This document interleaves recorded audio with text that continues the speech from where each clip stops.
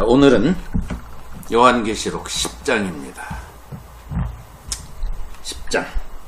지난 시간에 9장까지 하면서 지금 현재 우리는 일곱 나팔의 심판에 있죠.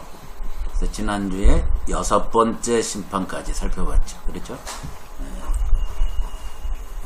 6장부터 시작하는 심판의 내용을 쭉 20장까지 계속 그거 기술한 거거든요. 그러니까 6장부터 10장은요. 자, 20장. 먼저 이걸 아셔야 돼요. 6장부터 20장은 하나 같은 시대에 벌어지는 이야기를 다 쓴 거예요. 그거를 강도를 더해가면서 하나님은 역사 속에서 심판하신다. 그래서 처음에 일곱 인 했죠, 우리가? 일곱 나팔 했습니다. 이제 6번째까지 했고, 이제 앞에서 일곱 인의 심판에도 보면 6번째와 7번째 사이에 잠깐 괄호를 치죠. 한번 보세요. 7장에 가보세요. 7장에 보시면 6번째까지 6장에서 얘기했거든요. 그죠? 6번째까지. 그리고 8장 1절에 7째 인을 떼요. 6번째 인까지 얘기하고. 그리고는 7장은 전부 괄호치고 얘기였어요. 그렇죠? 크리스찬들의 14만 4천 명이 얘기했죠. 교회에 그 샌드위치로 거기 딱 들어있어요. 심판 중에 교회는 어떤가요? 누가 능히 소리요? 교회는 하나님의 심판에서 벗어나 있는 존재다. 보호받는 존재다. 그걸 그렸죠. 그죠? 지금도 또 비슷한 장면이 또 펼쳐져요. 7 나팔의 심판에도 6째까지는 이제 무시무시한 심판을 이 세상에 하나님이 퍼부으시는 얘기를 하다가 7번째 나팔 사이에 지금 10장이 들어와 있어요. 지난 시간에 우리가 6번째 심판까지 살펴봤는데 5번째, 6번째 살펴봤죠. 5번째 뭐였죠?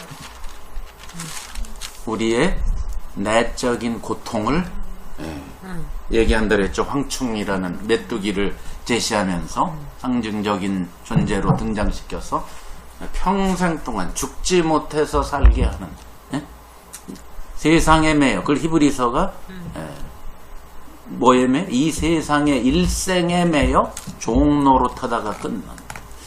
일생에 매여 종노릇하다 끝나요. 그게 5번째, 6번째. 내적 고통, 그리고 뭐예요? 죽음의 공포. 이게 이제 인간의 이 세상, 하나님을 떠나서 자기가 주인 노릇하고 하나님의 창조 질서를 배격하고 제멋대로 사는 죄인인 인간들에게, 교회 밖의 사람에게, 그렇죠? 교회는 하나님의 생명 가운데 같이 있죠. 지금 4장, 5장 계속 교회는 같이 있어요. 그리고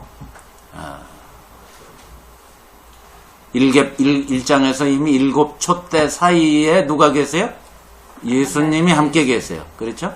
7 촛대 사이에 예수님이 계신 장면을 먼저 1장에 보여주고 4장, 5장에 무대를 크게 만든 다음에 어린 양을 바로 그 촛대 사이에 계신 예수님이 지금 뭐 하시냐?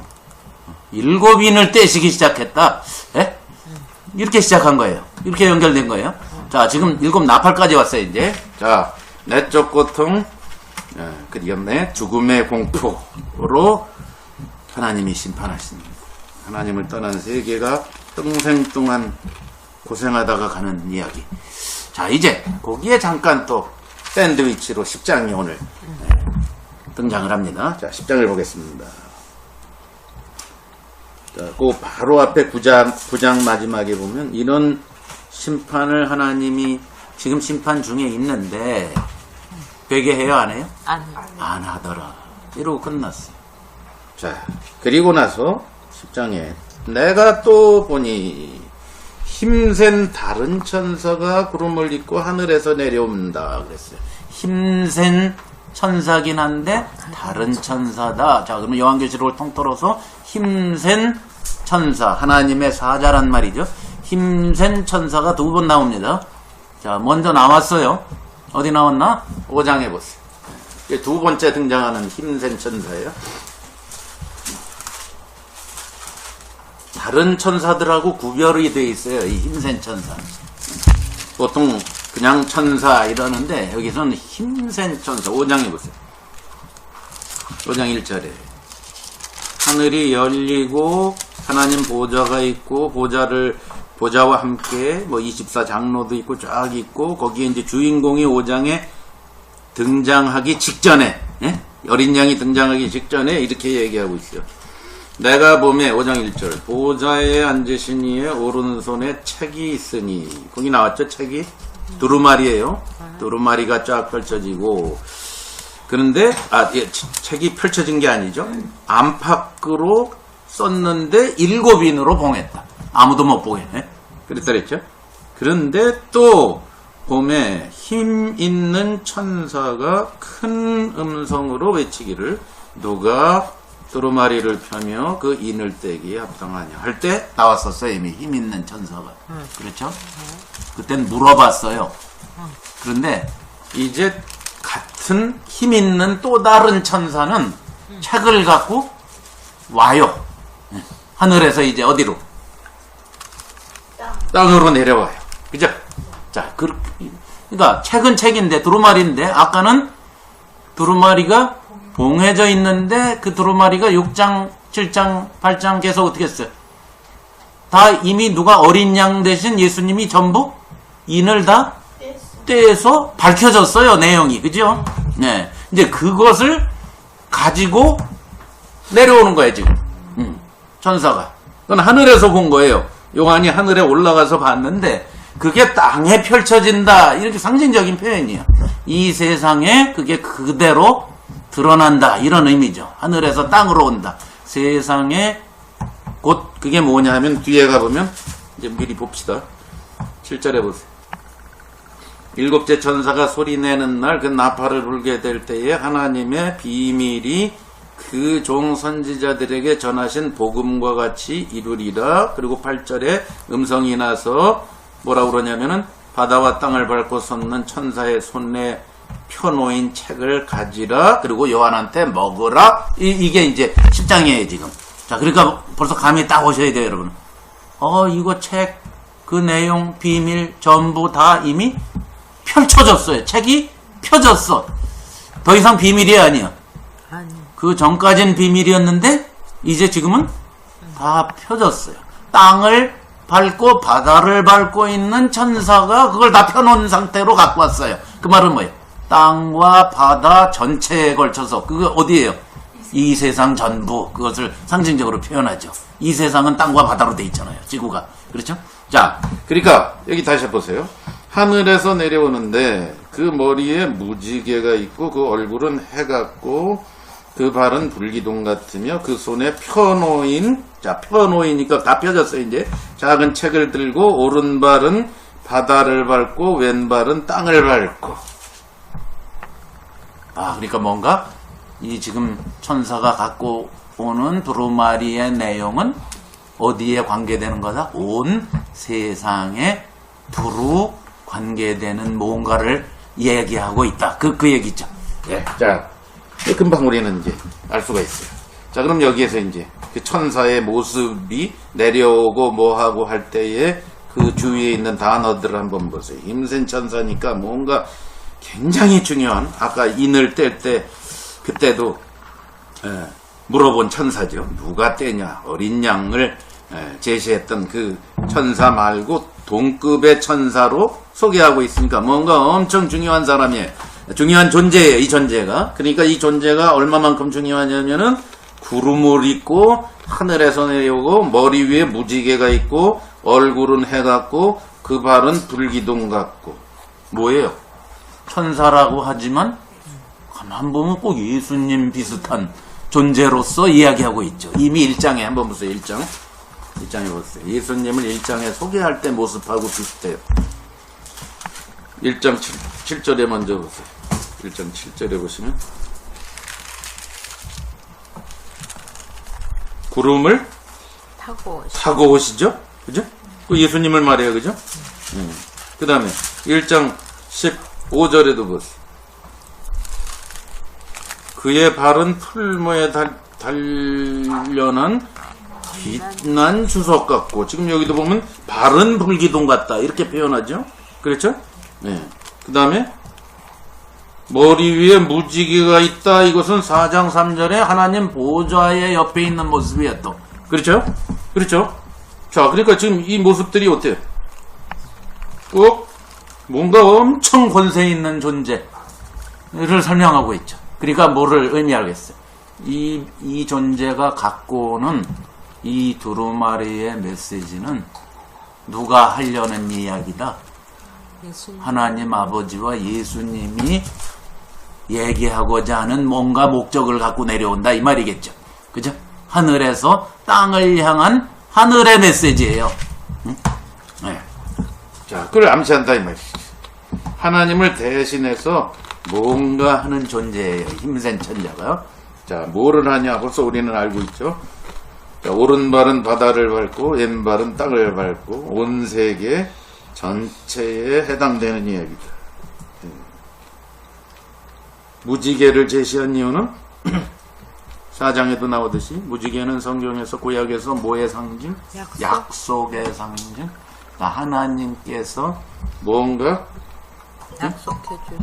꼭 지키시려는, 약속을 꼭 지키시려는 하나님을 드러내는 어떤 메시지다 이거죠. 그죠? 그걸 우리가 알 수 있어. 자, 그래서 지금 10장부터 지금 11장 13절까지가 지금 이 힘센 천사가 와서 계시하고 드러내는 뭔가에 대해서 얘기하고 있는 거예요.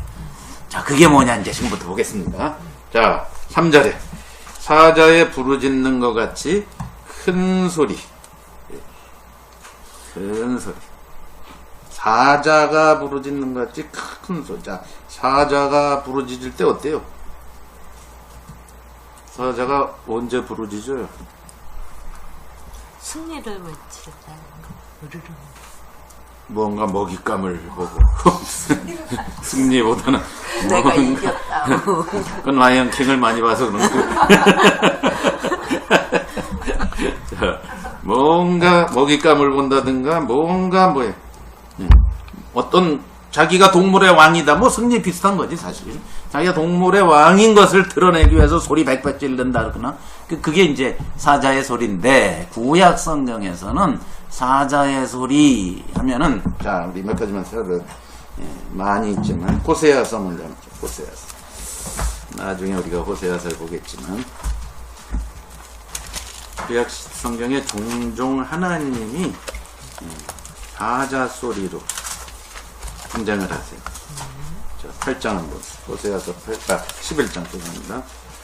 호세아서 11장에 보시면 9절에 한번 11장 9절 호세아서 11장 9절 내가 하나님이시죠. 여호와 하나님이 나의 맹렬한 진노를 바라지 아니하며 내가 다시는 에브라임을 멸하지 아니하리니 이는 내가 사람이 아니요 하나님임이라. 나는 네 가운데 거하는 거룩한 자니 진노함으로 네게 임하지 아니하리라. 저희가 사자처럼 소리를 바라시는 여호와를 좇을 것이다. 나오죠? 네. 하나님이 모처럼 소리를 바라세요? 사자처럼. 사자처럼. 무슨 뜻일까? 하나님의 위엄, 권세 그런 걸 말하겠죠. 그죠? 자, 한 가지만 다 찾아봅니다. 아모스서 3장. 아모스는 보세요. 다음에 나옵니다. 아모스 3장 8절. 7절부터 보겠습니다. 7절. 주 여호와께서는 자기의 비밀을 그 종 선지자들에게 보이지 아니하시고는 결코 행하심이 없으시리라. 사자가 부르짖은즉 누가 두려워하지 아니하겠느냐? 주 여호와께서 말씀하신즉 누가 예언하자. 자, 나오죠? 그러니까 사자가 부르짖는 소리로 종종 하나님이 말씀하시는 걸 표현했다 이 말이에요. 구약 성경에. 그러니까 여기서 사자가 부르짖는다. 뭔가 하나님이 권위 있게 임하시는 이 메시지의 내용이 하나님이 말씀하고 싶은 권위 있는 내용이다 이거겠죠. 이 지금 작은 책에 담겨 있는 내용. 예? 자, 그게 뭘까요? 그렇죠. 자, 그때 외칠 때에 일곱 우레가 그 소리를 바라더라. 우레라는 것은 구약 성경에서 항상 종종 나옵니다. 우레가 상당히 많아요.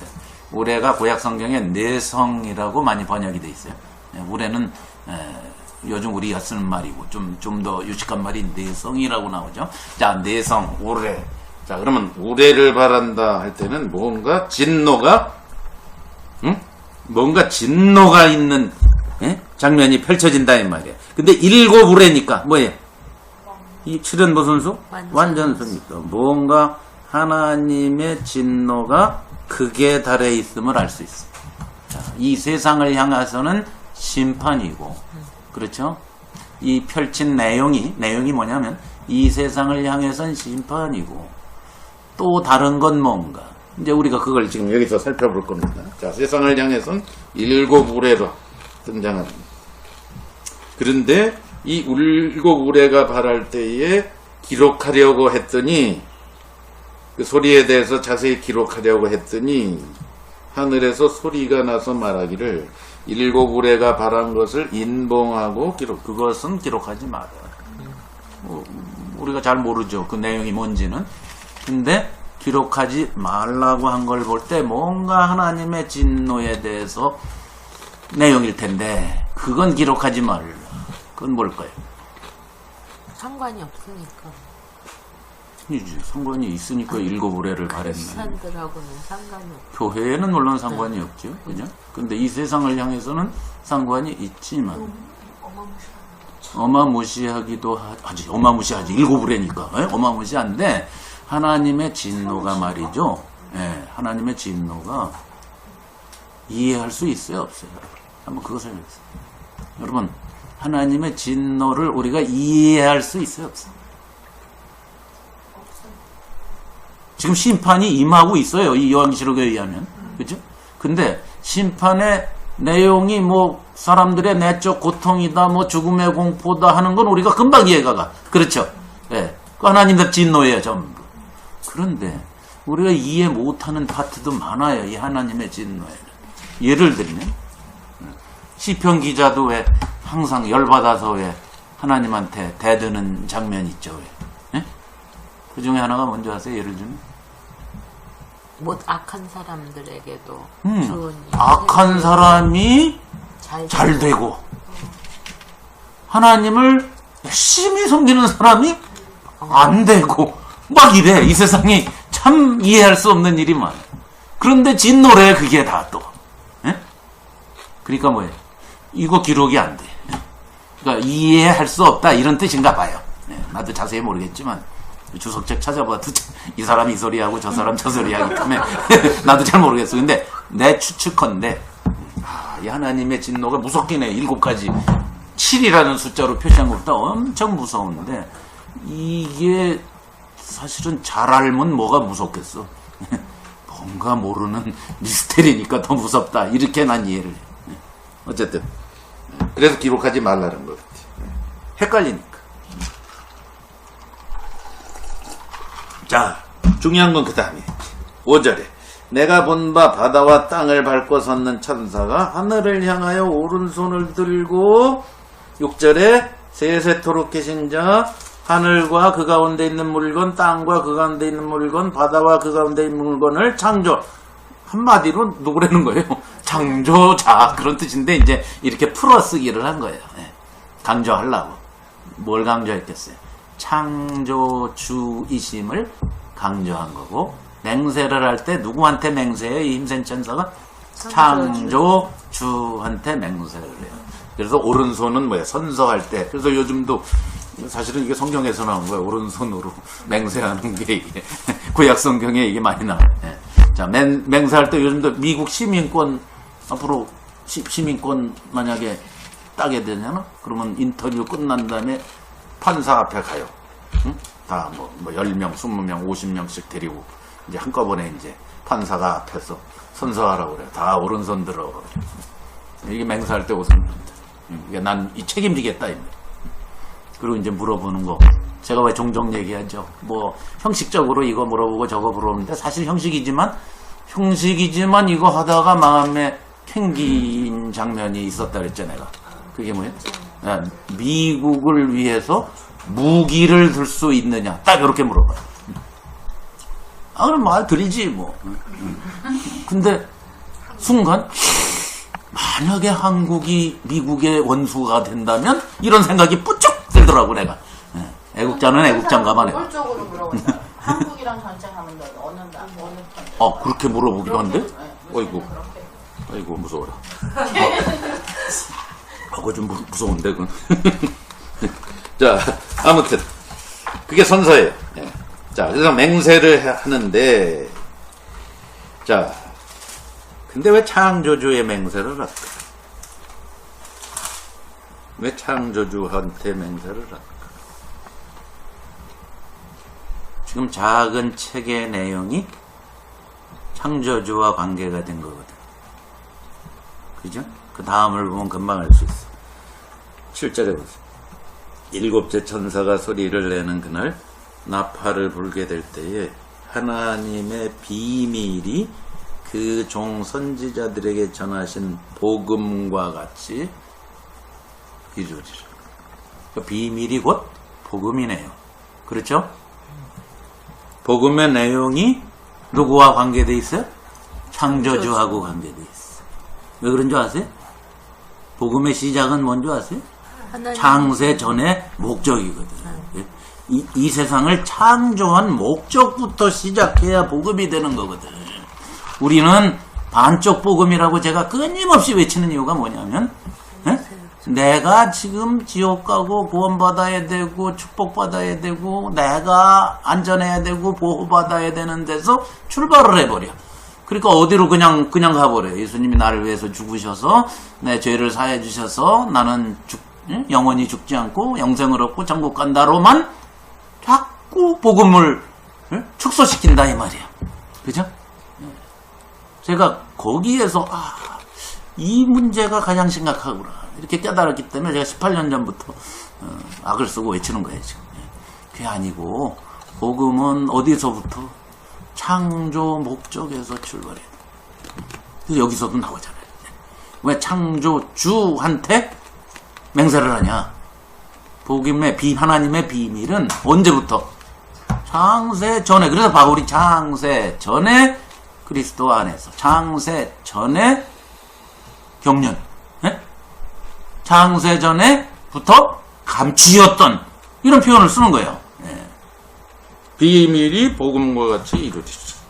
자, 이건 뭐 우리가 잘 아니까 참고로 오늘 또 한번 귀가 닳도록 들은 얘기 복습하겠습니다. 몇 구절만 찾아봅시다. 자, 이걸 가장 잘 표현한 게 로마서 맨 마지막이라고 그랬죠. 로마서 다 쓴 다음에 이 로마서 얘기 뭔지 아냐? 이거야 하고 마무리한 장면이 있다 그랬죠. 로마서 16장 마지막 절 보세요. 로마서를 다 몰라도 돼. 이것만 알면 돼. 로마서는 이 얘기였어요. 로마서 16장 맨 마지막 25절에 로마서 16장 25절 나의 복음 곧이라 했죠. 복음과 그리스도를 전파하는 게 아니고 복음이 그건데 자 나의 복음이 그리스도니까 곧 그리스도를 전파함은 영세전 창세전이죠. 영세전부터 감추었다가 이제는 그리스도께서 성육신하시고 십자가에 달리시고 부활하시고 승천하시고 성령이 오셔서 교회가 시작된 이제는이죠. 그죠? 그걸 다 이제는 한마디가 그걸 다 표현해 주는 겁니다. 자, 이제는 나타나신 바 되었으며 영원하신 하나님의 명을 좇아 선지자들의 글로 말미암아 모든 민족으로 믿어 순종케 하시려고 알게 하신 바 그 비밀에 감추었던 비밀이었다는 거예요. 근데 지금은 더 이상 비밀이 아니다 이 말이에요. 드러났다 이 말이에요. 나타나신 바 됐다 이 말이에요. 더 이상 비밀이 아니에요. 그런데도 비밀처럼 되어 있는 게 한탄스럽다고 제가 늘 얘기하는 것이죠. 비밀이 아닌데 비밀이 된 거예요. 이게 무서운 거예요. 비밀의 계시를 쫓아낸 것이니 이 복음으로 너희를 이건 뭐, 그게 뭐예요? 이 복음, 비밀의 계시가 뭐예요? 곧 복음으로 드러났다, 이 말이에요. 이 복음으로 너희를 능히 경고케 하실 지혜로우신 하나님 예수 그리스도로 말미암아 영광이 세세에 무궁토록 있을지어다. 이게 로마서의 결론이에요. 자, 창세 전에 감추어졌던 비밀의 정년 계시, 이게 복음으로 드러나서 지금 너희에게 임했다. 자, 지금 요한계시록 다시 보세요. 11장 7. 일곱째 천사가 소리를 낸 날 그 나팔을 불게 될 때에 하나님의 비밀이 그 종 선지자들에게 전하신 복음과 같이 로마서 16장 거의 비슷한 내용을 쓰고 있죠. 자, 그러니까 작은 책은 뭐를 말해? 두루마리는 복음의 내용. 이 복음이 우리한테는 어마어마한 예수님과 똑같은 위치에 서게 하시는 하나님의 너무너무 엄청난 사랑을 담고 있고, 이것의 반대는 뭐예요? 무시무시한 심판이고 그런 거예요. 이 복음을 안 받아들이면 어마어마한 하나님이 이 엄청난 것을 주셨는데 이것을 거부하면은 아담과 하와 저리 가라의 심판이 또 온다 이 말이에요. 복음. 자, 그래서 이 비밀, 이 말을, 이 비밀이라는 말은 사실 어디에서, 구약 성경에 어디에서 주로 쓰인 말인지 혹시 아세요? 비밀이라는 말이. 구약 성경에 많이 나오는 말이 아니에요. 근데 이 말이 집중적으로 쓰인 데가 있어요. 구약 성경은 이 비밀이라는 말을 과연, 이 신비라는 뜻이에요. 이게 시크릿이라는 말이 아니라 신비. 신비나 시크릿이나 같죠. 비밀이나. 하나님의 신비 속에 감춰져 있으니까 비밀이지. 자, 그럼 신비라는 말에 무스테리온이라는 말인데, 그리스 말로. 자, 이 말이 구약 성경이 집중된 데가 있어요. 혹시 아세요? 창세기 아닐까요? 네, 다니엘이에요. 다니엘. 찍었는데 맞았어. 39개 중에, 이야, 찍었는데. 대단하십니다. 근데 찍을 때도 뭔가 그럴듯하니까 찍는 거예요. 그냥 찍는 게 아니죠. 뭔가 아니까 찍었죠, 그죠? 자, 다니엘서 보세요. 다니엘서.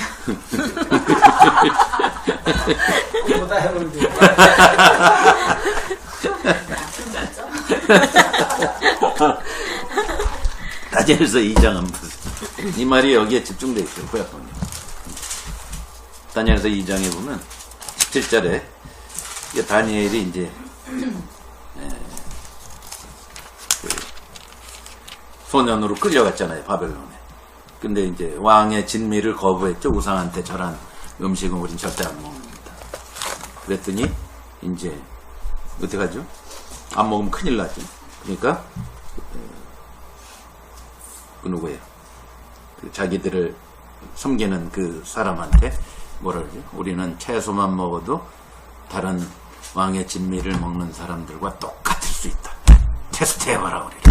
그래서 결국 테스트 해봤더니 똑같았다. 더 빛났다. 그래서 넘어가죠 그걸. 2장에 가면은 1장은 그 얘기고 2장에 보면 느부갓네살이 꿈을 꿔요. 꿈을 꿔놓고는 뭐라 그러지? 해석을 하라. 아까 지금 꿈보다 해몽이 좋던데 해몽을 하라 이러면 와서 구라를 칠 텐데 꿈을 맞춰라야.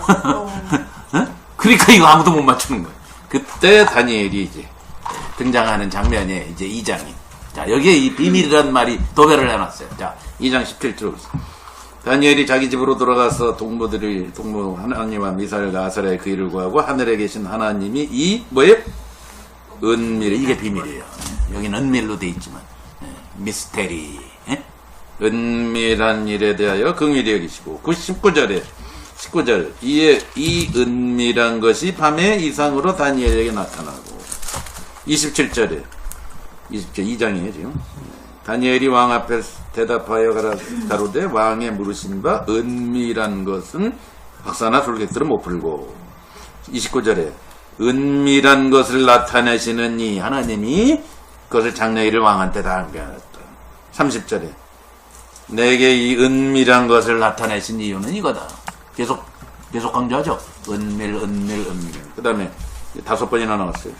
마지막으로 47절에 보면 왕이 대답하여 다니엘에게 이르되 너희 하나님은 참으로 모든 신의 신이시오 모든 왕의 주제이시로다. 내가 능히 이 은밀한 것을 나타내었으니 내 하나님은 또 은밀한 것을 나타내자. 계속 강조하죠. 그러니까 요한계시록을 쓰고 있는 여기에서 왜 비밀이라는 말을 어디서 갖고 왔겠어요? 다니엘. 거기에서 갖고 왔고 역시 사도 바울이 말하는 비밀, 무스테리온. 거기서 이게 그거야. 다니엘의 말을 갖고 와서 사도 바울이 말하고 있는 이 비밀이 어마어마한 하나님의 창조 목적이야. 이걸 강조하려고 지금 이 장면이 펼쳐지고 있다 이 말이죠. 그러니까 창조주에게 맹세를 하는 거예요. 창조 힘센 천사가 그냥 나타나서 두루마리 책을 쫙 먹어라 이런 게 아니라 창조주에게 맹세한다. 창조의 목적과 관련돼 있다. 이걸 강조한 겁니다. 자, 그래서 우리는 이 비밀을 이미 다 알죠. 에베소서 또 찾아봅시다. 제가 아마 여러분한테 아마 몇십 번 찾아와서 같이 읽은 내용입니다. 또 한번 갑니다. 성경에서 제가 제일 중요하다는 대목, 에베소서 몇 장이죠? 찍어요. 에베소서 6장 있어요. 찍어요, 그 중에. 1장 3장. 1, 2, 3장이죠. 1, 2, 3장. 1장 1, 2, 3장에 이제 결론 부분이 3장이죠. 네? 자, 3장 보세요. 3장. 바울이 점점점 하고 하는 얘기 아시죠? 3장 2절부터 이게 등장하죠. 너희를 위하여 내게 주신 하나님의 은혜의 경륜을 너희가 들었을 터이라. 곧 계시로 내게 뭐를? 비밀을, 무스테리온, 신비를, 하나님의 신비를 계시로. 아까 로마서에 나온 내용이죠? 로마서 16장에. 예. 그게 이거다 이 말이죠. 4절. 이것을 읽으면 그리스도의 비밀을, 신비를 깨달은 것을 알 수 있으리라. 이제 그의 거룩한 사도들과 선지자들에게 성령으로 나타내신 것 같이 다른 세대에서는 사람의 아들에게 알리라. 예수님 성육신하고 십자가, 부활, 승천, 성령이 오셔서 가르쳐주기 전까지는 그 전 사람들은 아무도 몰랐다. 전부 뭐였다? 비밀이었다. 더 이상 지금 비밀이 아니다. 그 얘기죠. 그렇죠? 가르쳐 줬으니까 사도들에게. 그리고 교회가 생긴 거잖아요. 자, 그 얘기 하려고 그러는 거예요. 이는 이방인들이 뭐로 말미암아? 복음 나오잖아요. 예? 복음으로 말미암아 예수님 안에서 이방인도 없고 유대인도 없는 새로운 창조 세계가 지금 펼쳐지게 됐는데 이게 어떻게 생각한 거냐? 어떻게 생긴 거냐? 9절에 영원부터 만물을 뭐예요? 창조의 목적이 그거였다. 창조하신 하나님 속에 감춰져 있다가 나온 것이다. 뭐가? 비밀의 경륜이니까. 경륜은 목적이라는 뜻이죠. 예, 계획. 하나님의 신비한 계획이 복음으로 이 세상에 나타나서 이제 그것을 쫙 하고 드러낸 게 뭐다? 9절에. 교회. 10절에. 교회. 뭐로 말미암아?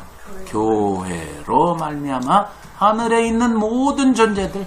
아까 사람도 몰랐지만 누구도? 천사, 마귀, 누구 아무도 영적인 존재 아무도 몰랐었다. 누구만 알았다? 삼위일체 하나님만 알았었다. 근데 지금은 누구까지 알게 됐다? 오늘 우리까지 알게 된 거야. 이게 전부 뭐에 의해서? 아까 얘기한 성령이 오셔서 예수님이 하신 모든 이 내용이, 이 복음이 이거야 하고 교회로 드러낸 후에야 비밀이 다 밝혀졌대. 이거 우리가 다 아는 거야. 그래서 11절이 하나님께서 그리스도 예수 안에서 정하신 영원한 목적대로 하신 것이다. 이렇게 번역해야 된다겠죠. 자, 요한계시록이 그걸 얘기하는 거예요, 지금. 이게 작은 두루마리에 써있는 내용이에요. 자, 그런데, 여기 중요한 게 있어요. 그 작은 두루마리에 써있는 내용을 이해하는 것은 당연할 뿐 아니라, 그 다음에 요한한테 뭘 요구하고 있나? 힘센 천사가, 지금 하나님을 대신해서 내려온 존재가 뭘 지금 하라고 그러나 보세요. 8절에. 두루마리를 가지라, 먹어라. 바다와 땅을 밟고 섰는 천사에 계속 바다와 땅을 밟고 있다는 얘기를 3번이나 강조하죠, 지금. 짧은 여기에. 그럼 무슨 뜻이죠? 온 세계에 펼쳐질 복음이라는 뜻이죠. 엄청 중요한 거예요, 이게. 모두에게 해당되는 거예요.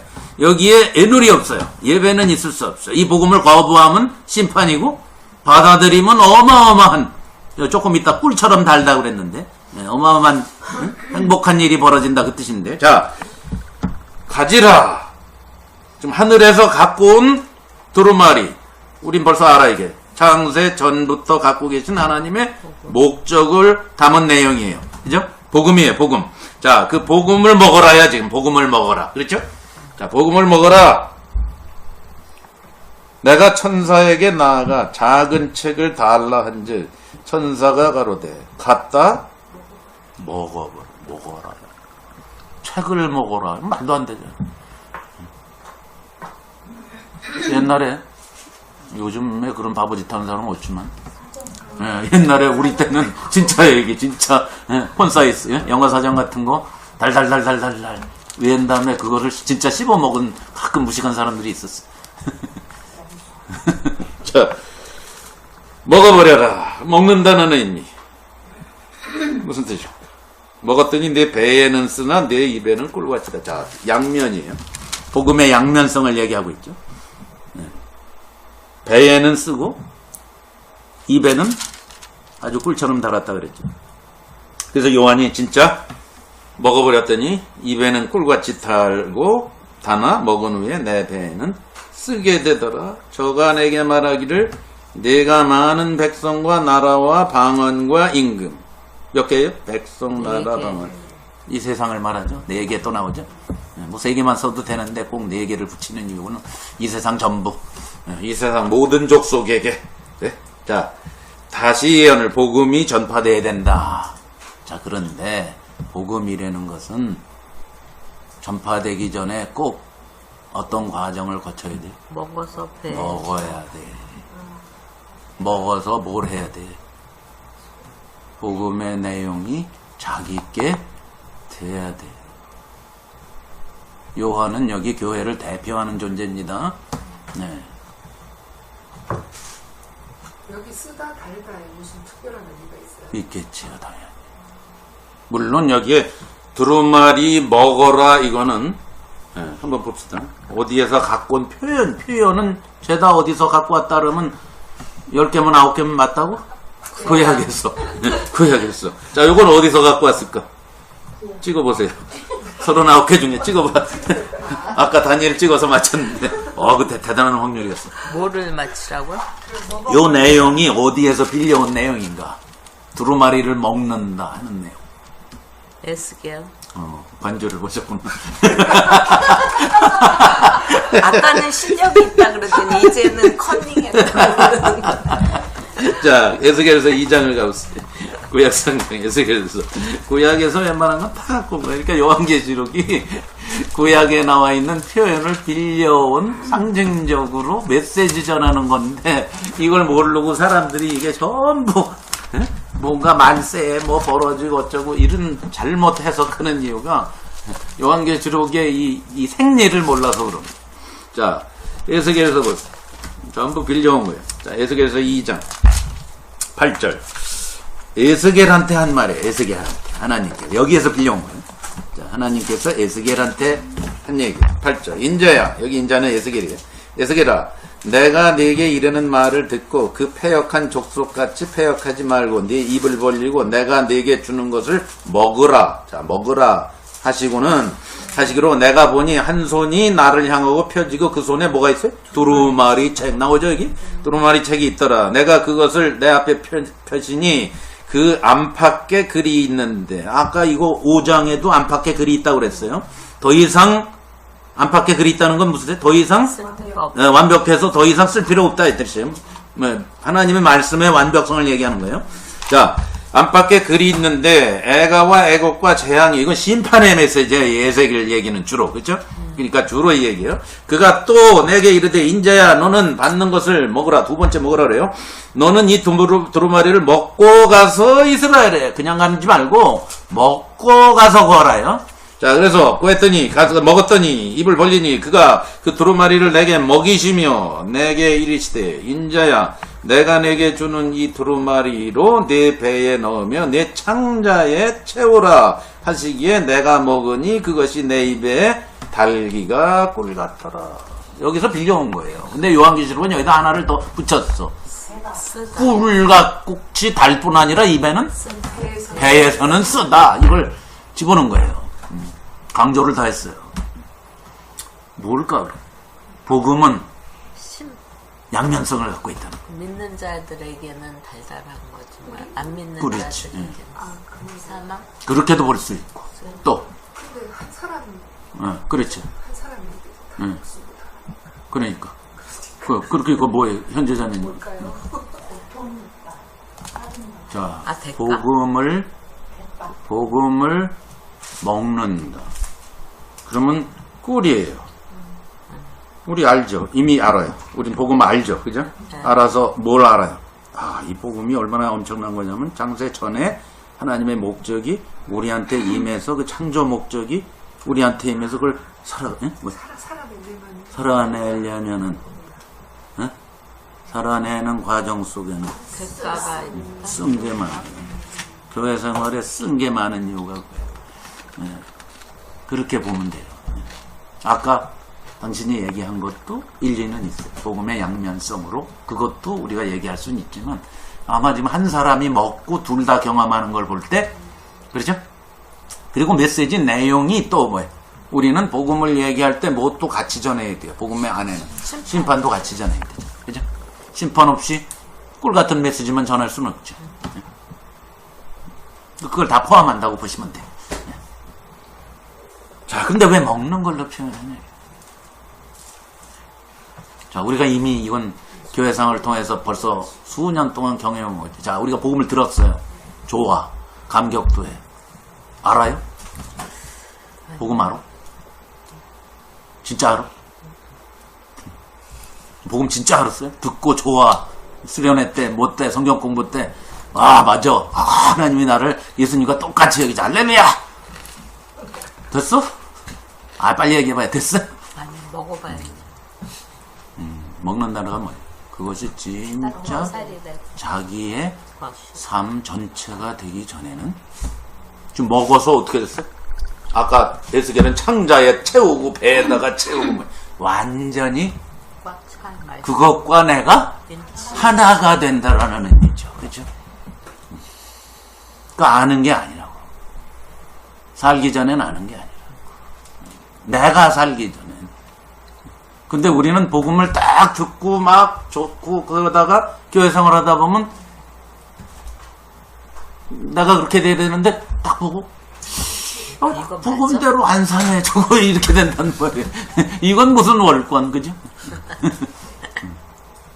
자, 내가 이게 완전히 소화가 되고 하나가 돼. 그렇기 전에는 아는 게 아니에요. 그래서 바울이 3장에 그 얘기 어마어마한 말도 안 되는 얘기를 막 목적, 비밀, 계시 얘기하고 4장부터 무슨 얘기예요? 4장 들어가서 뭐예요? 그러므로 어떻게 해야 돼요? 4장 들어가서 뭐 하죠? 그런 사람답게 하나님께서 지혜와 계시의 영을 그건 1장에서 얘기했고 그렇죠? 그걸 너희에게 주사 이걸 다 알고 그 다음에 3가지를 알고 1장에서 얘기했죠. 그거 다 알아요. 우리 알아요. 그래서 3장에 가서 무시무시하게 또 강조를 하고 4장에 가면 뭐예요? 부르심에 합당하게 살아라부터 나오잖아. 그죠? 너희들 불렀어? 이거 다 알아? 근데 실제로 사는 과정에서는 이런 게 펼쳐져 하고 얘기한 게 4장, 5장, 6장이잖아요. 그죠? 명령형으로 나와요, 전부. 1장부터 3장은 명령형이 한 단어도 없어요. 이랬고 하나님이 이렇게 하셨고 저렇게 하셨고 저렇게 하셨고요. 4장부터는 이래라 저래라 저래라 저래라 저래라 전부 명령형으로 요 양면을 다 갖고 있어야 돼. 근데 우리는 복음을 알고 됐다 나는 됐어. 되긴 뭐가 돼?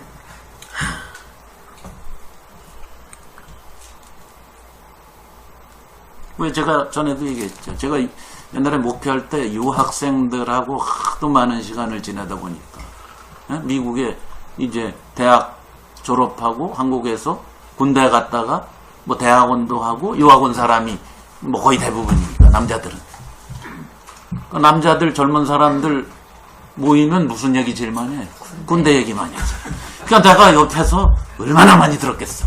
유학생들 수도 없이 많은 사람이 계속 왔다 가고 하는 속에서 내가 18년을 목회를 했는데, 예?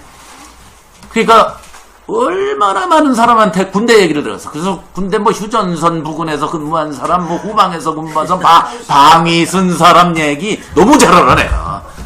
하도 들어가지고 엄청 알아요. 군대 얘기 굉장히 잘 알아요. 근데 진짜 군대 얘기하려면 못해.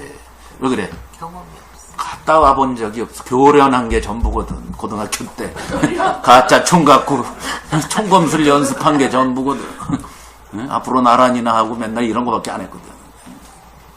무슨 얘기 아시죠? 군대 얘기를 되게 잘 알고 많이 알고 부대가 어디 있는지도 알고 군대 갔다 온 사람보다 더 잘 알아. 오히려 군대 갔다 온 사람은 자기 갔다 온 데밖에 모르잖아. 근데 나는 하도 많은 사람에게 들어서 여기저기다. 뭐 의경한 친구, 전경한 친구 별걸 다 알아. 그런데 몰라요. 이게 뭐지? 이게 복음이라는 게요. 이런 거란 말이죠. 그러니까 뭐예요? 이건 진짜 그 복음의 감격 속에 사는 현장에서 살기 전에는 모르는 거. 그게 먹는 거예요. 그러니까 요한이 너 가서 예언해야 하리라. 예언 전에 복음은 전파되기 전에 뭐가 돼야 돼?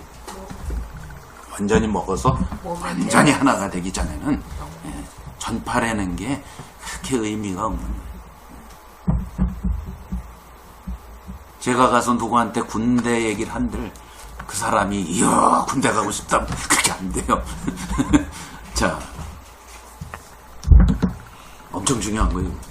먹는 거. 그래서 제가 이번에 여행 갔다 와서 뭐 여러 군데 갔다 왔는데 제가 옛날에 가본 데를 또 가서 갔다 왔더니 나야가라 같은 데는 제가 11번 갔다 왔어요. 11번. 잘 맞지. 그랜드 캐년은 5번 갔다, 이번이 5번째 갔다 왔어요. 사우스 노스 다 갔어요? 노스는 안 가고 사우스만 5번. 사우스 자, 그런데 갔다 왔지만 갈 때마다 이렇단 말이에요. 이전에는 미처 감이 안 왔던 게 또 오고 그런다. 그래서 나한테 누가 나야가라 아는 건 얘기하는데 아직도 나야가라 다 아십니까? 다 모르지. 그렇죠. 제가 나야가라를 어떻게 다 알아. 11번 갔다 온 정도 알지. 그런 겁니다. 제가 이번에 처음 간 데도 있어요. 제가 세도나라는 데하고 자이언 내셔널 파크라는 데를 처음 갔어요. 이번에. 근데 세도나에 대해서 하도 얘기를 많이 들었어요. 그래서 내가 세도나에 대해서 많은 얘기를 듣고 인터넷에 찾아본 다음에 안 가본 사람한테 얘기도 해요. 세도나 좋대. 거기 가면 말이죠. 뭐 볼텍스가 나오고 그게 세계에서 뭐 네 군데 있는 데라잖아요. 4군데 중에 세도나에 2군데가 있대. 기가 막 나온대. 기가 나온대. 그 볼텍스라고 그러는데요. 거기에 무슨 이상한 기운이 있대네. 요가하고 단전하고. 네, 그런 사람 그런 얘기까지 해줘요. 그냥 가기도 전에 막 얘기해줬거든 내가. 아 거기 좋다더라. 근데 내가 뭐 알아. 근데 갔더니 내가 알던 세도나가 아니더라. 완전히 다른 세계가 펼쳐졌어. 내가 부분적으로 사진 봤지. 네, 그걸 한눈에 보니까 완전히 딴 나라더라. 딴 나라. 완전히 딴 나라. 그리고 기 얘기는 했는데 이번에 가서도 기 있다는데 가긴 갔는데 기를 받았는지 안 받았는지도 몰라. 근데 아침에 이렇게 앉아 계셔야지. 가보자 하고 앉아 계셔야지. 잠깐 봤으니까. 그러니까 제 얘기가 뭐예요? 갔다 왔어도 저는 세도나를 아직 경험을. 몰라. 잘. 한번 갔다 와서 좋다. 와 하나님이 창조한 세계 대단하다 이러고 온 거지 몰라요. 일주일은 있어요. 몰라. 자 이걸 얘기하고자 하는 거예요. 자이언 내셔널 파크도 마찬가지예요. 그 사진 엄청 많이 왔대. 비디오도 많이 왔대. 네. 뭐 갔더니 이것도 딴 나라예요. 딴 나라. 그러니까 이런 걸 얘기하려고 하는 거예요. 그게 요한에게 먹어라. 네. 복음은 먹는 겁니다. 그래서 교회 생활이 그것을 끊임없이 뒷받침해 주는데 그 생활 속에서 뭐예요? 살아갈 때에 꿀같이 달았어요, 처음에. 근데 살아보니까 쓴 것도 있어. 왜? 핍박도 오거든 또. 에? 복음 때문에 핍박이 날아와. 예. 이 복음 몰랐을 때는 별로 핍박을 안 받았는데, 그렇죠? 이 복음으로 살다 보니까 오만 가지 핍박이 날아와. 그래서 떠나는 사람도 많죠. 지금까지도 계속 떠나죠. 달고 쓰고, 달고 쓰고.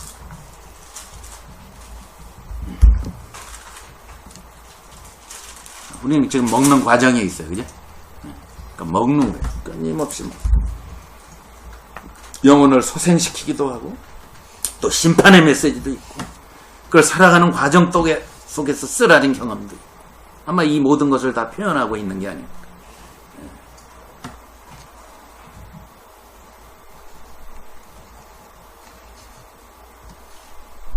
물론 꿀이에요, 꿀.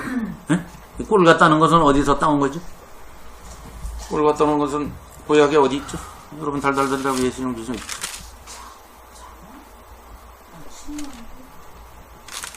잠언이 비슷했는데 잠언 바로 앞에 잠언 바로 앞에 시편에 나오고 119편 103절 왜 달달 외잖아요. 한번 찾아보세요. 여러분 뭐 이거 제자 훈련에서 엄청 외우는 거예요. 옛날에 외우셔서 아마 까먹은 모양인데 시편 119편 알죠? 성경에서 제일 긴 장 알죠? 172절까지 있는 거. 거기 119편에 103절에 보면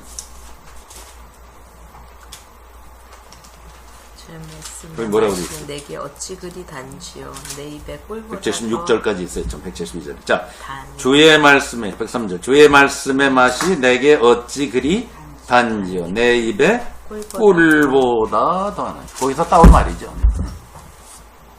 거기서 따온 말의 표현을 빌려서 복음이 이렇다. 꿀과 같다. 여러분, 이 복음을 정말 하나님의 창세전의 목적, 하나님의 비밀이 예수 그리스도를 통해서 성령으로 알게 하셔서 오늘 우리에게까지 와서 교회가 되고, 이거 처음에 들었을 때 어땠어요? 이걸 받아들이고 이해했을 때 어땠어요? 꿀이었어요, 아니었어요? 꿀이잖아. 꿀이요. 지금도 꿀이잖아. 지금도 꿀이죠. 전 18년 동안 매일매일 꿀입니다, 이게. 진짜 꿀. 가짜 꿀 말고. 진짜 꿀. 왜 가짜 꿀도 많잖아. 진짜 꿀. 꿀이에요. 진짜 꿀. 이 꿀을 알아야 쓴 것도 견뎌내요. 꿀을 모르는 사람은 쓴 것을 견뎌낼 수 없어요. 쓰기만 하면 어떡해. 꿀이지.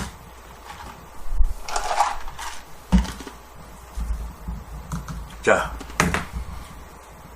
그것을 백성나라 방언 임금에게, 이 세상 모두에게 해당되는 복음의 메시지다. 자, 이게 10장의 내용이에요.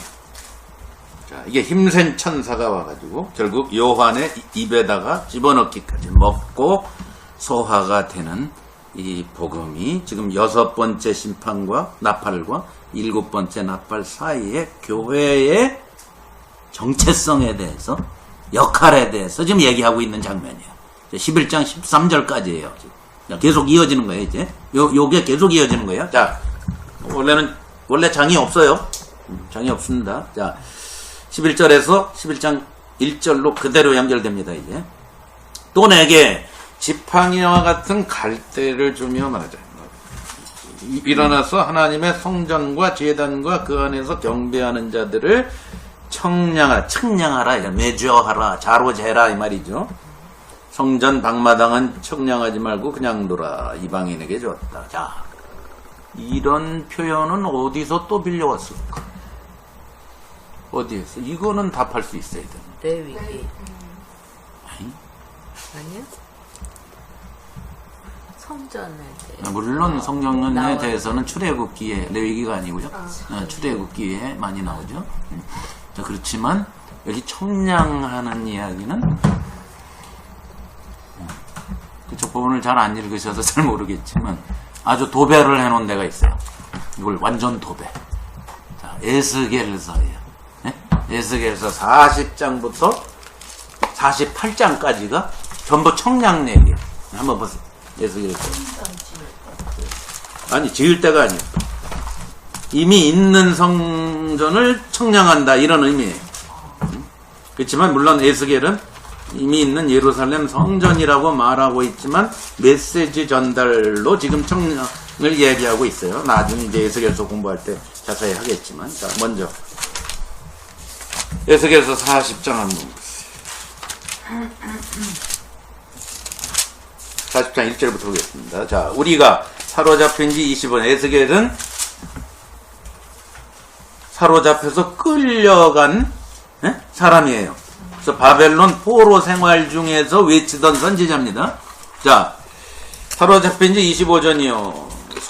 예루살렘 성이 함락된 후 14년 정월 11일 곧 그날에 여호와의 권능이 내게 임하여 나를 데리고 이스라엘 땅으로 가시되 하나님의 이상 중에, 지금은 진짜 간 게 아니고 뭐예요? 이상의 이상, 환상 중에서 벌어진 일이에요. 나를 데리고 그 땅에 이르러 나를 극히 높은 산 위에 내려놓으시는데 거기서 나무로 향하여 성의 병상 같은 것이 있더라. 나를 데리시고 거기 이르시니 모양이 녹같이 빛난 사람 하나가 손에 3줄과, 잘 보세요, 청량하는, 나오죠? 청량하는 장대를 가지고 문에 서서 이르시기를, 그 사람이 내게 이르되 인자야 내가 내게 보이는 그것을 눈으로 보고 귀로 들으면 내 마음으로 생각할지어다. 자, 청량한다 나오죠. 자, 5절로 갑니다. 내가 본즉 집 바깥 사면으로 담이 있더라. 그 사람의 손에 청량하는 장대를 잡았다. 그죠?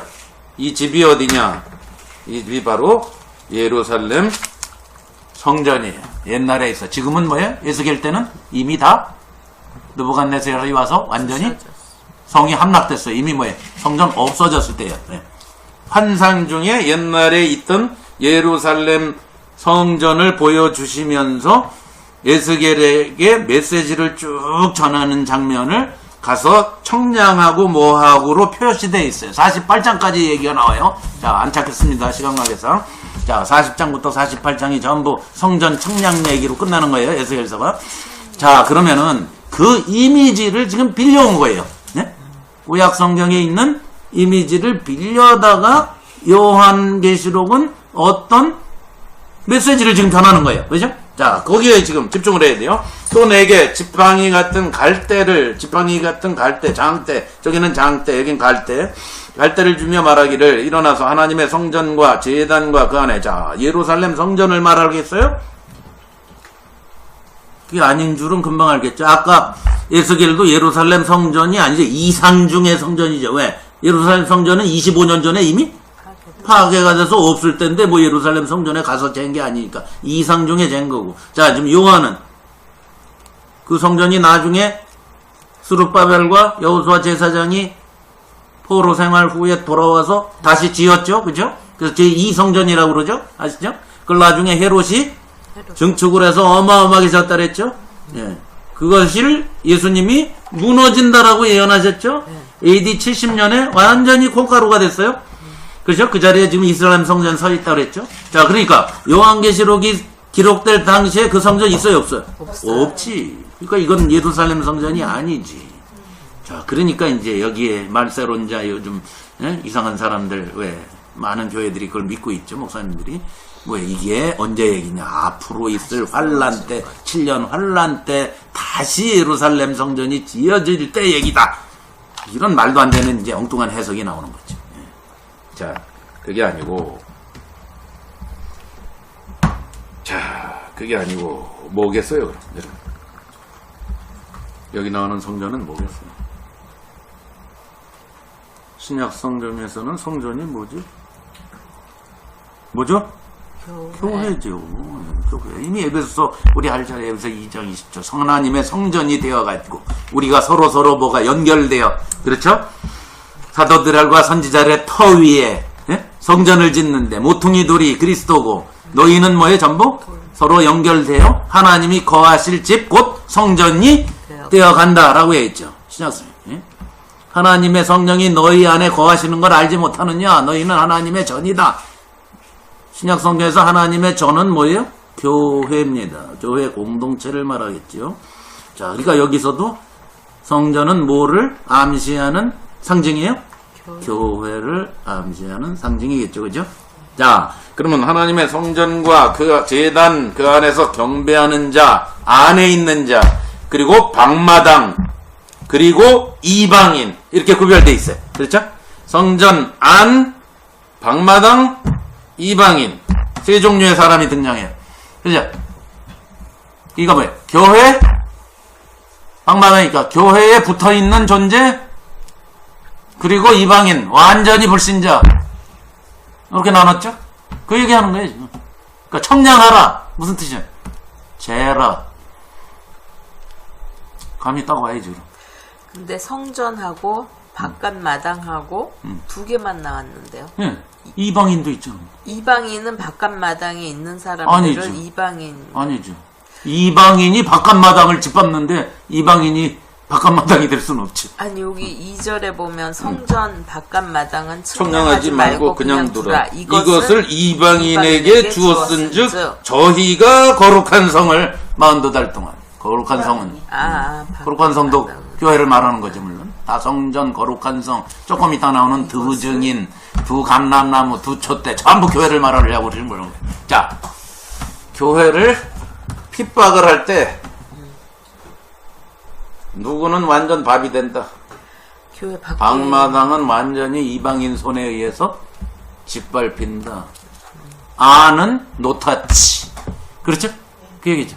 이방인이 교회를 짓밟을 때 방마당은 작살나고 아는 까따거꾸를 지금 청량한다는 말로 표현한 거예요.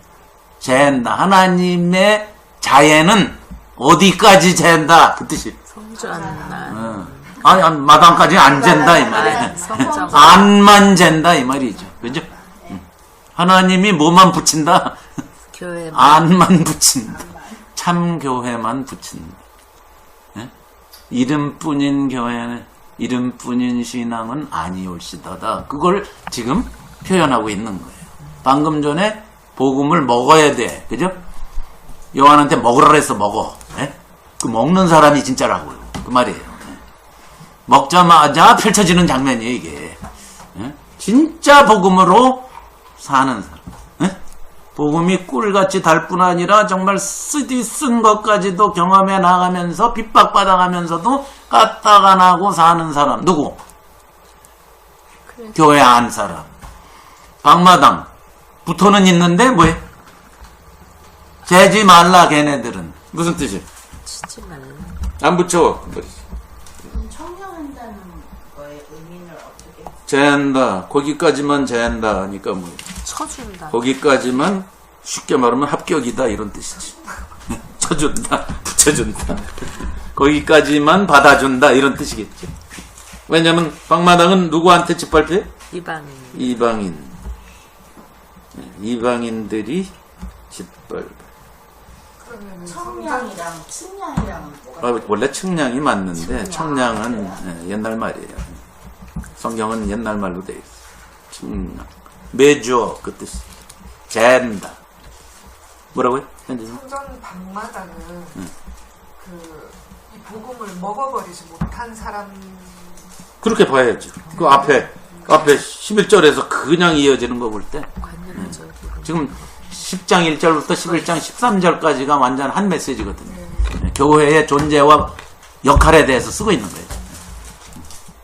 교회란 도대체 무엇인가? 그걸 얘기하는 거예요. 교회란 완전 복음과 일치되어서 사는 공동체를 교회라고 한다. 그걸 설명하려고 그러는 거예요.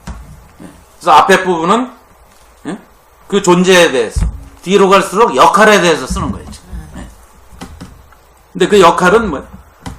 되게 쓰디쓴 경험을 해가면서 역할을 감당하는 거예요. 그게 11장의 얘기예요. 그러니까 일단 뭐부터 정리하고 들어가는 거예요? 진짜가 누구냐? 진짜와 가짜를 구별하고 시작하는 거예요. 자, 그래서 이방인 당연히 불신자를 말하죠. 이 세상을 말합니다. 교회 밖의 세상을 말합니다. 그 사람들이 거룩한 성을 42달 짓밟는 거. 42달이 몇 년? 3년 반입니다. 3과 2분의 1이라는 숫자는 7의 반입니다. 그래서 7의 반은 뭐라고 그랬죠? 정체불명의 숫자예요. 그리고 계시문학에서는 항상 교회가 이 땅에 있는 기간을 말합니다. 네? 단 어떤 기간? 세상은 교회를 핍박하는 기간을 얘기할 때 3년 반 이래요. 초림부터 예수님의 초림 시작하셔서 성육신 하셔서 뭐예요? 교회가 생길 때부터 재림할 때까지의 기간을 계시문학에서 항상 3년 반 이렇게 표시를 하는 거예요. 이건 어디서 갖고 왔을까 그럼? 이것도 당연히 구약에서 갖고 왔겠지. 그렇죠? 구약에 어디서 갖고 왔을까? 찍으세요. 어디서 갖고 왔어? 이사야? 답은 가끔 돌아와요. 아까 했던 거가 또 돌아와요. 그죠? 그러니까 보통 이 요한계시록을 얘기할 때 어디서 갖고 왔냐 그러면 한 50%는 둘 중에 하나예요. 다니엘 아니면 에스겔. 에스겔 아니면 다니엘. 대개가 그래. 거의 거기서 갖고 왔고. 한 반 이상은 거기서 갖고 왔어. 그러니까 이건 뭘까? 다니엘. 자, 다니엘 12장에 보세요.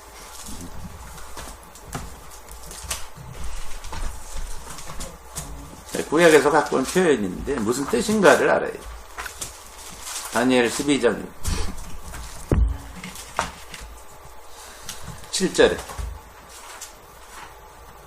다니엘 12장 7절 내가 들은 자 그 세마포 옷을 입고 강물 위에 있는 자가 그 좌우 손을 들어 하늘을 향하여 영생하시는 자를 가리켜 맹세하여 가로되 반드시 한때 두때 반때를 지나서 성도의 권세가 다 깨어지기까지 그렇게 되면 이 모든 날이 끝나리.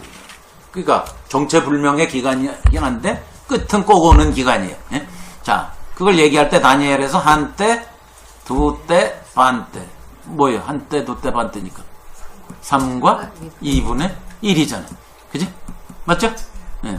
그 앞에 이미 7장 해보세요. 이제 7장 다니엘서 7장 25절 보세요.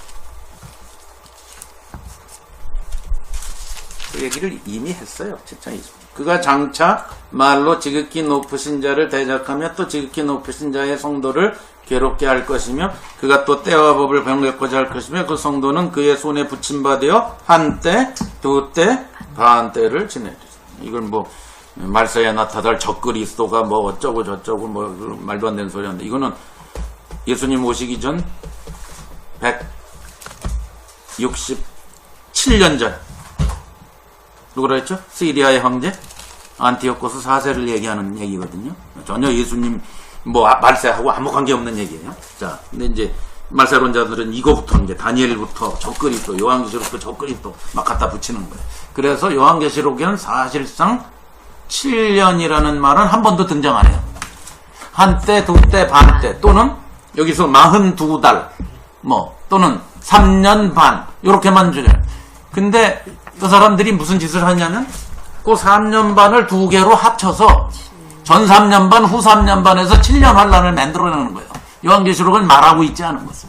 예, 자기네가 마음대로 7년 환란을 만들어낸 거예요. 요한계시록은 눈을 씻고 봐도 7년 환란이라는 얘기 나오지가 않아요. 예, 그러니까 여러분 참고로 이걸 알아두세요. 그러니까 요런 데서 따온 거예요. 요런 데서 합성한 거예요.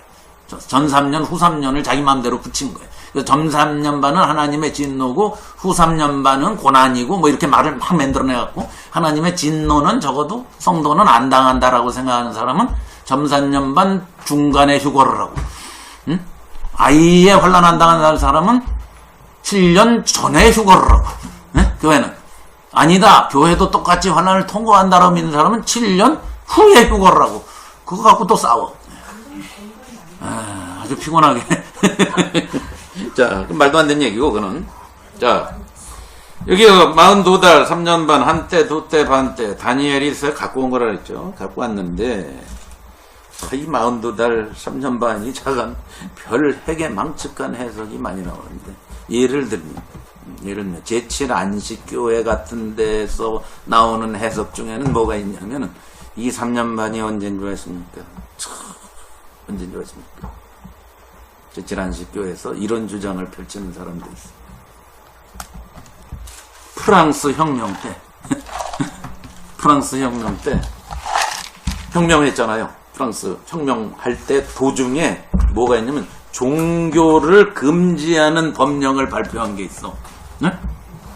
그 기간이 3년 반이라는 거예요. 그게 정확히 뭐냐면 내가 여기 써왔어. 1793년 11월 10일부터 1797년 2월 17일까지 이게 3년 반이거든. 요때만 종교를 금지를 했대. 성경이 기가 막히게 맞아 떨어진다는 거지. 아니 웬 갑자기 뜬금없이 프랑스야. 그렇죠? 로마도 있고 이태리도 있고 독일도 있고 영국도 있고 미국도 있는데 왜 뜬금없이 프랑스야. 그렇죠? 말이 안 되죠. 그런 애서. 그렇죠? 네, 그러니까 이런 거에 오늘날 많은 사람들이 여기에 휩쓸리고 저기에 휩쓸리고 지난번에 왜 황충 헬리콥터 뭐 이런 거에 막 휩쓸리는 이유가 이게 자기 시대에 다 갖다가 자꾸 맞추려고 그러는 거예요. 네. 그게 아니고 이것은 뭐라고요? 일단은 요한 당시에 말이 돼야 되고, 그렇죠? 요한 당시 이후에도 교회는 항상 말이 돼야 되고, 2000년 내내 말이 돼야 되고, 요한 당시에 특히 말이 돼야 되고, 그렇죠? 요한계시록을 그렇게 풀어야 된다 그랬죠? 요한계시록만 그렇게 풀 게 아니라 성경의 모든 책을 그렇게 풀어야 된다 그랬죠? 일단 그 당시 사람들에게 준 거. 그리고 그 메시지는 계속해서 하나님 백성들에게 끊임없이 몇천 년을 두고 계속 오는 거고. 이렇게 받아들여야 되는데 이걸 특정한 시대에 막 갖다 끼워 맞추는 거야.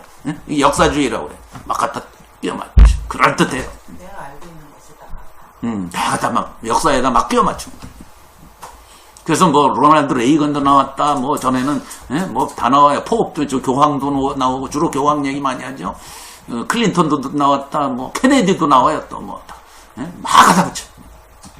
왜 또 해버리면 미국에다 붙여. 그렇죠? 불란서에다 붙였다. 영국에 붙였다. 미국에 붙였다. 교황한테 붙였다. 뭐 지 맞대. 그러니까 이런 거에 현혹되면 안 돼요. 여러분 이제 그 정도는 아니죠. 이제 요한계시록을 메시지 중심으로 정확하게 교회가 지금 어떤 세상에 살고 있느냐를 그려가고 있는 거라고 그랬죠. 자, 이게 요한계시록을 보는 자세입니다.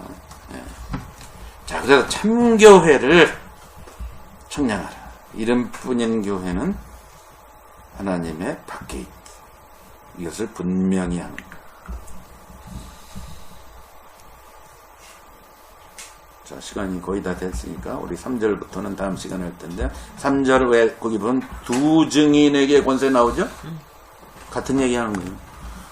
지금 성전이나 앞에 요한이나 두 증인이나 다 같은 교회를 말하는 거예요.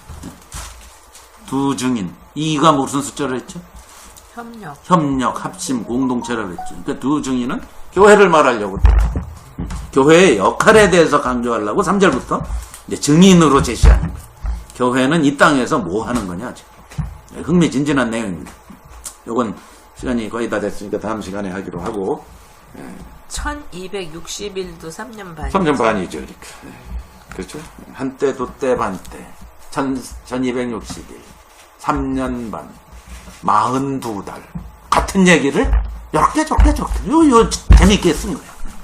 그러니까 우리들은 이걸 해석하느라고 골머리하는데 초대교인들은 교회가 이 땅에서 살아가는 기간을 말하는구나. 금방 알았단 말이에요. 그들은 금방 알아. 암호를 약속한 사람은 해독이 거의 필요가 없죠. 그죠? 약속이 돼 있습니다. 근데 우리는 해독을 죽으라고 해도 안 나오는 이유가 뭐냐면 그들이 해독한 방법을 아니고 딴 방법으로 해독을 하니까 엉뚱한 대답이 나온다. 그러니까 그걸 먼저 우리가 잘 알아야겠다. 계속 제가 강조합니다. 자, 그래서 오늘 여기까지 우리가 본 내용 결론을 냅니다.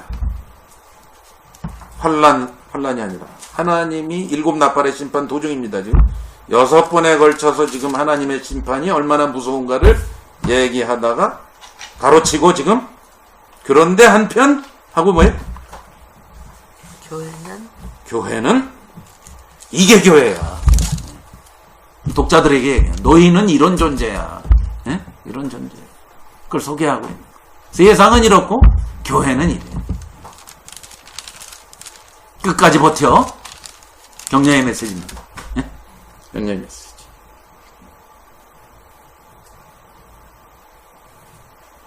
자, 질문 있습니까? 여기까지.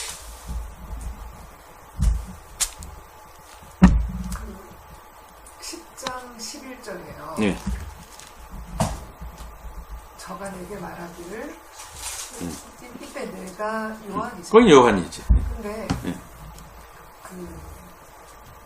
이 많은 백성 나라 방언 임금에게 예언하라고 했을 때 그 예언해야 될 내용이 그 자기가 먹어서 소화한 그 복음의 그거겠지. 내용에 관한 거를 그거겠지. 예언하라. 그렇지. 예언해야 하리라가 예언하게 될 것이다예요? 아니면 예언해라 명령하시는 거예요? 예언하여야 하리라니까 네. 하게 될 것이다 그 얘기. 하- 왜냐면 3절에도 예언하리라. 하리라. 예언요?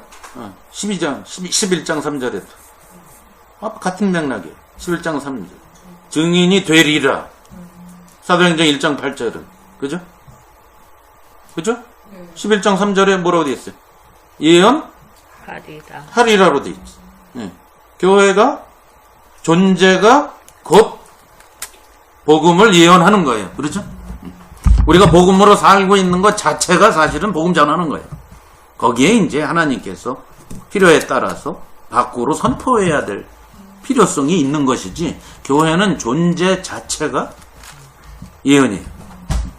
아니, 그러니까 마치 이 끝에가 한글로 볼 때는 그 명령처럼 보여서 예언하여야 하리라. 그렇죠. 교회는 예. 당연히 그러고 있는 거잖아요.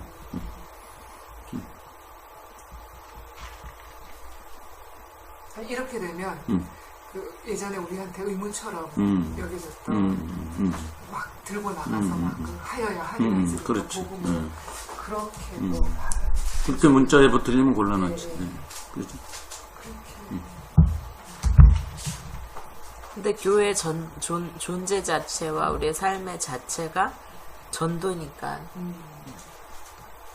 이게 뭐가 무슨 얘기가 쓰였냐면 동양의 전래동화나 이야기에는 3년 반이라는 기간을 자주 언급하는데 그 기간을 먼 훗날이라는 내용으로 알아들었습니다. 그것도 같은 의미가 아닐까요? 3년 반이라는 것은 그 기간을 특정하게 알 수 없는 날로 오랜 기간을 나타내기도 하는 것 같은데 이것과 같은 의미가 아니할까요? 글쎄요. 그건 난 잘 모르겠지만 동화에서 아마 한 번도 못 봤는데. 동양의 전래 동화보다는 이것은 유대인들 안에서 먼저 서로 알고 있던 코드일 거예요. 왜냐면 다니엘서에 나오는 거. 다니엘서가 동양의 전래 동화하고는 관계가 없을 테니까. 그러니까 구약의 다니엘서에 나오는 표현에서 따온 게 분명합니다. 그리고 아까도 얘기했지 7일의 완전수의 반이니까 불완전수거든요. 근데 6은 아주 재수 없는 숫자를 말하고 3년 반은 정체불명의 숫자를 말하고 알 수 없는 기간. 이게 오래일 수도 있고. 그래서 사실은 조금 나중에 보겠지만 11장 8절에 보면 거기는 사흘반이에요. 구별해놨어요. 3년 반하고 같은 3과 2분의 1인데 여기는 사흘반이에요. 그건 뭘 뜻할까? 정체불명이긴 하지만 되게 짧은 기간을 암시할 때는 사흘반. 뭔가 좀 길 수 있는 가능성도 있는 건 42달, 3년 반. 이렇게 표현하지 않았을까? 이렇게 보는 거죠. 사흘반. 이것도 3과 2분의 1이잖아요. 그죠? 근데 이건 굉장히 빨리 지나가는 어떤 기간을 암시할 때 사흘반을 썼을 것이다. 보통 이렇게 우리 학자들은 그렇게 봅니다.